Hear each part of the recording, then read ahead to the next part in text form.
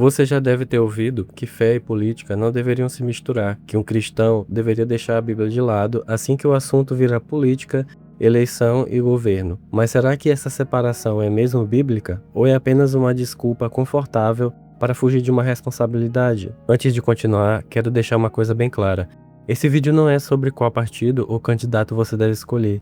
É sobre os princípios de caráter, sabedoria e justiça que a Bíblia nos ensina. Hoje, vou te apresentar 5 princípios bíblicos essenciais sobre política, desde por que a separação entre fé e política é uma falácia, até porque o poder não é a verdadeira origem da corrupção, como muitos pensam. Vamos entender, à luz das Escrituras, qual é o verdadeiro papel do cristão diante desse tema tão importante. Política e religião se misturam. Eu já quero começar em nosso primeiro tópico falando que a ideia de que política e religião não se misturam é uma grande falácia. Mas o que é uma falácia? Falácia é um discurso que parece lógico, que tem aparência de verdade, mas no fundo é uma mentira. Então sempre quando temos uma falácia, é bem possível de enxergarmos a verdade assim que ela é investigada. Pois bem, então por que é falsa a ideia de que política e religião se misturam? Pessoal, o que ocorre bastante em vários lugares é que muitos se apropriam desse argumento fantasioso justamente por 2 motivos. O primeiro é para se eximir da responsabilidade e consciência que é requerida de nós no âmbito da política, e o segundo motivo é pela alienação causada pela má teologia ou até mesmo por ideias mundanas que são incorporadas na mente de muitas pessoas e até em algumas igrejas. O grande perigo para quem segue essa linha de pensamento é justamente o de viver imerso nessa alienação, trazendo prejuízos não só para si mesmo, mas também para toda a sociedade e a própria comunidade em que está inserido. Já que uma coisa você pode ter certeza, se você não decidir e nem tomar posição, alguém vai fazer isso no seu lugar, e é bem provável que seja alguém mal intencionado, com sede de poder e desesperadamente corrupto. Algumas pessoas, por estarem presas a essa mentira, desenvolvem uma repulsa grande a qualquer assunto envolvendo a política. E não deveria ser assim. E é ainda pior para quem diz seguir os preceitos da Bíblia, justamente porque a Bíblia não só fala de política, mas estabelece também a responsabilidade que temos para com esse grande tema das nossas vidas. O pastor Hernandes Dias Lopes, sobre esse assunto, comentou: o fato de muitos estarem desacreditados com os políticos e descrentes com a política não deve nos levar ao descaso sobre um assunto tão importante. Política é coisa séria e nós somos atingidos por ela. Dessa forma, algo que precisa ser desmistificado é essa ideia fajuta de que a política precisa estar distante de nós, justamente porque ela afeta o nosso dia a dia, afeta as condições gerais da nossa vida, sejam em aspectos econômicos, de segurança, saúde e até mesmo nas dificuldades inerentes à tirania de alguns governos, pois isso se transforma em um grande vetor de perseguição para os crentes. Por isso, em muitas ocasiões, a Bíblia define essa responsabilidade, seja diretamente ou indiretamente. Deuteronômio 1. Escolham homens sábios, criteriosos e experientes de cada uma das suas tribos, e eu os porei como chefes de vocês. Ou seja, temos a responsabilidade de escolher e de ter bons critérios para com as nossas escolhas. Por isso, a primeira coisa que precisamos é de ter essa consciência bem fundamentada, e a partir disso começar a fazer a nossa parte perante a sociedade. Política não é politicagem. A verdade que começamos a entender a partir do primeiro princípio nos mostra que a Bíblia e a fé não ignoram a importância da política em nossas vidas, mas um grande erro é o exagero e o fanatismo por parte de alguns. Quem aí nunca presenciou, em épocas de eleições, candidatos serem recebidos em diversas igrejas e, infelizmente, diversos líderes e pastores têm se acovardado em seu papel de barrar o ativismo político, no púlpito e no local que é reservado para a disseminação do evangelho. Eu não estou dizendo que o assunto política não deve ser mencionado, debatido ou até mesmo assunto em um culto, porém o ativismo ou até casos extremos de pedidos de apoio a grupos políticos A ou B, candidatos X e Y no espaço do culto é um verdadeiro absurdo e um escárnio. Em outras palavras, o que precisa ser entendido de uma vez por todas é que o papel do cristão em relação à política é sim um papel muito importante, porém se torna algo secundário se comparado à obra eterna e à nossa maior obrigação, que é a evangelização. A questão aqui é de prioridade. O maior bem que deve ser buscado pela igreja e pelos crentes é o reino dos céus, pois nenhuma prosperidade ou bem comum que possa ser alcançado por meio do envolvimento político pode sequer ser comparado à obra realizada por Deus, e que os cristãos aguardam apenas o momento de apreciá-la no céu com o Senhor em toda a sua glória. Por isso que Deus chamou os seus servos a serem aqui na terra sacerdotes, e não um grupo de ativistas políticos. Veja, 1 Pedro 2. Mas vocês são a geração eleita, o sacerdócio real, a nação santa, o povo exclusivo de Deus, para anunciar as grandezas daquele que os chamou das trevas para a sua maravilhosa luz. Esse é o verdadeiro papel da igreja, anunciar as grandezas e riquezas do evangelho. E logo em seguida, vem o papel da igreja em combater o mal, em tentar sanar as injustiças da sociedade por meio do cumprimento correto das nossas obrigações. Só que isso é apenas um importante dever cristão, mas não é o principal. Sobre esse tema, o escritor David John Seal definiu: uma fé politizada não apenas obscurece nossas prioridades, mas também enfraquece nossa lealdade. Nossa cidadania primordial não é na terra, mas no céu. Aqui nós podemos finalmente constatar que a verdade sobre o tema que estamos tratando hoje nesse vídeo obedece a um certo equilíbrio, porque a resposta a essa dúvida sobre política é justamente o equilíbrio de encarar a importância desse tema em nossas vidas, mas sem pender para nenhum lado, nem para a ignorância de não assumir o nosso dever no campo político, e nem mesmo no ato de mergulhar de cabeça na política, a ponto de nos tornarmos fanáticos, e dessa forma de acabarmos por esquecer o nosso maior foco. Não existe nação santa na Terra.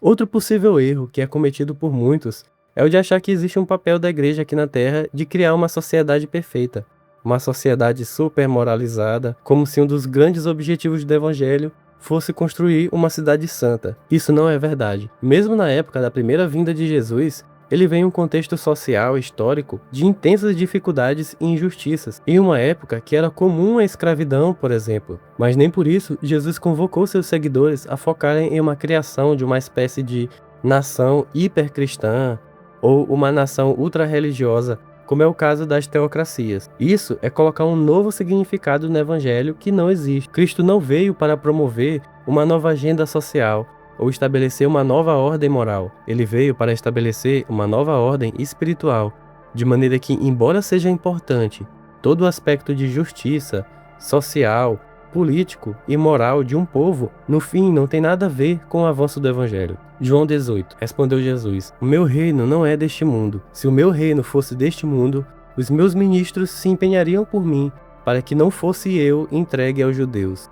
Essa é a verdade. Embora seja muito importante o tema da política e moral, o reino de Deus não está ligado a instituições terrenas de cunho político, pois, como o próprio Cristo narrou, se o seu reino fosse aqui, ele e seus servos teriam lutado e evitado que ele fosse entregue aos judeus e posteriormente condenado, mesmo sendo inocente. Por isso, o foco é no aspecto espiritual e na restauração individual das pessoas. E para o evangelho aqui na Terra, sua disseminação é o grande foco da fé cristã. Até pode ocorrer um grande impacto moral em uma determinada região, quando o evangelho encontra muitas pessoas, mas esses são casos isolados. A regra geral do mundo é que jaz no maligno. O pastor John MacArthur, sobre esse tema, definiu: quando a igreja adota uma postura que enfatiza o ativismo político e a moralização social, ela invariavelmente desvia energia e recursos da evangelização. Faça o seu papel.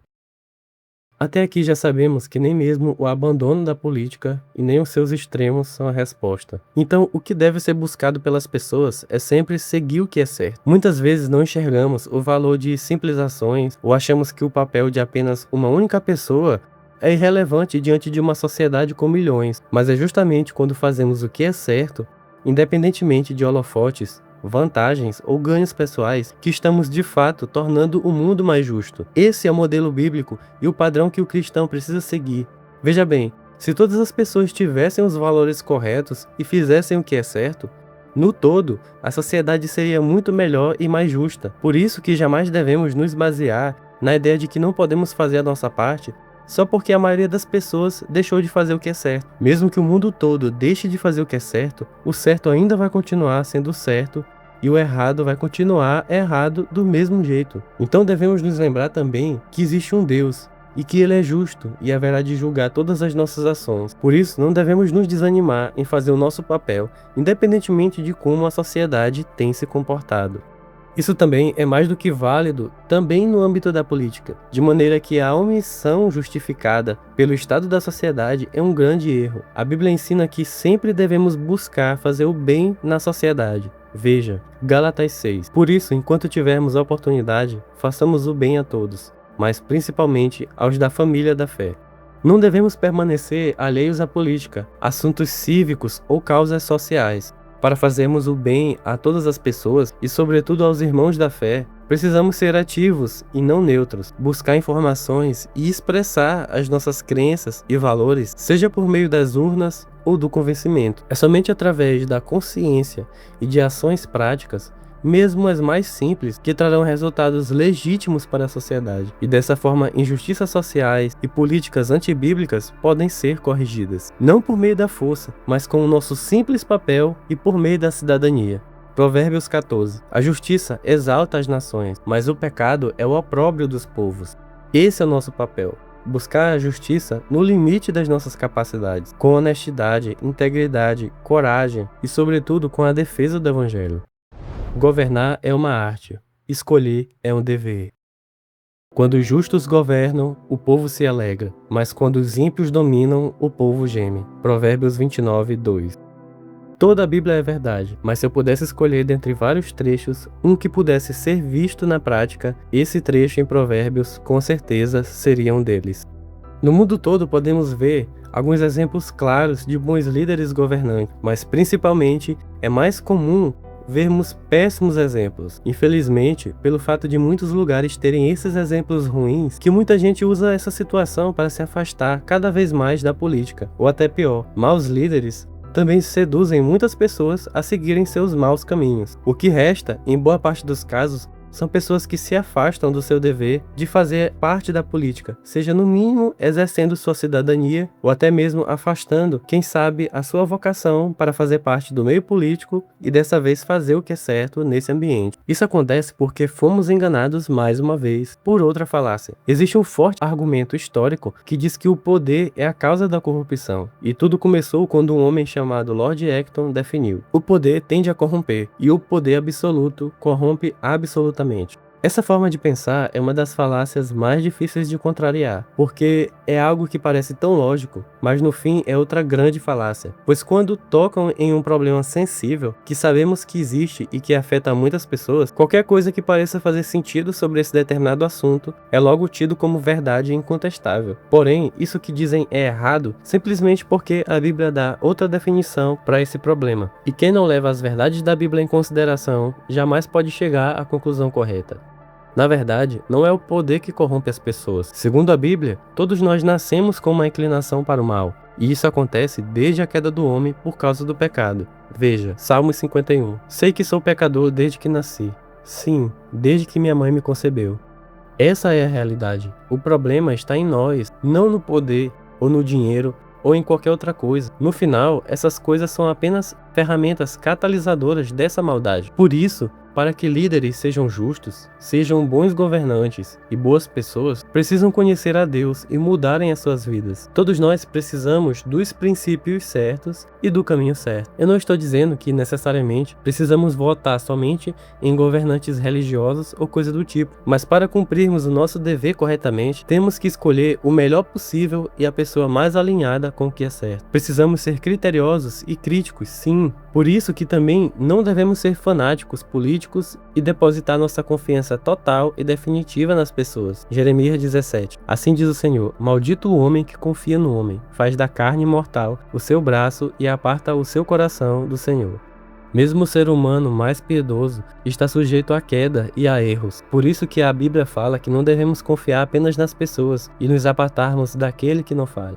Portanto, o que nos cabe é enxergar a beleza e nobreza do nosso dever, seja por meio de uma simples atitude de tentar escolher corretamente em quem votar, seja por buscar uma vida piedosa, ou até mesmo se tivermos a vocação de governar e liderar, devemos buscar ser o melhor possível em tudo que tiver ao nosso alcance, até mesmo se for o caso de termos a nobre missão de governar. Porque sim, governar é uma arte e é também uma das obrigações que foi determinada por Deus. Gênesis 1. Então Deus disse: façamos os seres humanos à nossa imagem, conforme a nossa semelhança. Dominem eles sobre os peixes do mar, sobre as aves do céu, sobre os animais de rebanho, sobre toda a terra.